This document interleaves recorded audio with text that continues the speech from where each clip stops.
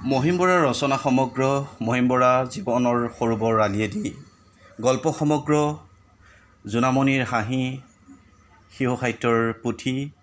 উপন্যাস বনদুলি ফুলৰ ৰং নন্দেশ্বৰ বৰা লখিমী বৰা ট্ৰাষ্টৰ নিবেদন কাঠনিবাৰী ঘাটত এখন্তেক মহিম বৰাৰ কৃতি আৰু কৃতিত্ব স্বনিৰ্বাচিত গল্প সংকলন মোৰ প্ৰিয় গল্প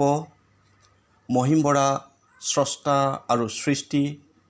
উপন্যাস হেৰুৱা দিগন্তৰ মায়া বৰযাত্ৰী কাঠনিবাৰী ঘাট চিন্তা বিচিত্ৰা সাহিত্য সম্পৰ্কীয় বিভিন্ন প্ৰবন্ধৰ সংকলন মোমাইৰ পদূলিত বান্ধিলো ঘোঁৰা লাহতি ৰচনা মহিম বৰাৰ সৃষ্টি আৰু প্ৰেৰণা মহিম বৰাৰ সাহিত্য বিচিত্ৰা ৰুমি লস্কৰ বৰাৰ সাক্ষাৎকাৰেৰে সাক্ষাৎ মহিম বৰা নীলাক্ষী বেজবৰুৱাৰ সংকলন আৰু সম্পাদনাৰে গল্প আৰু উপন্যাসৰ আঁৰৰ কথা মহিম বৰাৰ ৰঙাজীয়া কবিতা আৰু কবিতাৰ আঁৰৰ কাহিনী প্ৰবন্ধ বিচিত্ৰা মহিম বৰাৰ অসংকলিত প্ৰবন্ধ সংকলন ডক্টৰ দীপক বৰাৰ সম্পাদনাৰে মহিম বৰাৰ হঠাৎ মুখৰা হোৱা কলঙৰ পাৰ কল্পনা হাজৰিকা গায়ন অনুভূতি গায়নৰ প্ৰজন্মৰ দুচকুত মহিম বৰা ডক্টৰ ত্ৰিদীপ গোস্বামীৰ সম্পাদনাৰে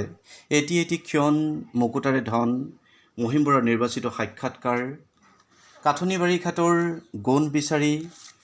মামণি মনীষা কাশ্যপ বৰুৱাৰ মহিম বৰাৰ কাব্য প্ৰতিভা ফুলুমণি শইকীয়া ধৰিত্ৰীৰ দ্বাৰা ৰচিত মহিম বৰাৰ তেজীমলা আৰু চিণ্ডাৰেলাৰ সাধু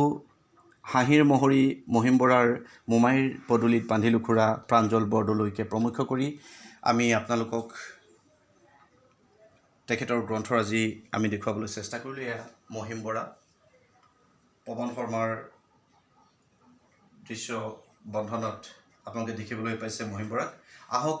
এইগৰাকী স্বনামধন্য সাহিত্যাচাৰ্য মহিম বৰা ৰঙাজীয়াৰ কবি মহিম বৰা কাঠনিবাৰী ঘাটৰ স্ৰষ্টা মহিম বৰাৰ এটি কবিতা আমাৰ শ্ৰোতাসকললৈ আগবঢ়াইছোঁ। ৰঙাজীয়া। হঠাৎ খলকে বুকু গভীৰ ব্যথাত অৱশিষ্ট আৰু এটি ৰ'ল জানো তাত তাহানিৰ জিয়নীয়া মাছ জ্বলিছিল সেই স্বপ্ন জানো ফৰমতি হাকুটিয়ে ঢুকিকে নোপোৱা সেন্দুৰীয়া আমৰ থোপা কেন্দুৰ ডালত বহি জেঠৰ দুপৰে সুহুৰিত সুৰ তোলে জিয়াও জিয়াও ফেৰেঙনিটোত বহি বুঢ়া ডাঙৰীয়া লগে লগে তাল ধৰে মহা আয়ামেৰে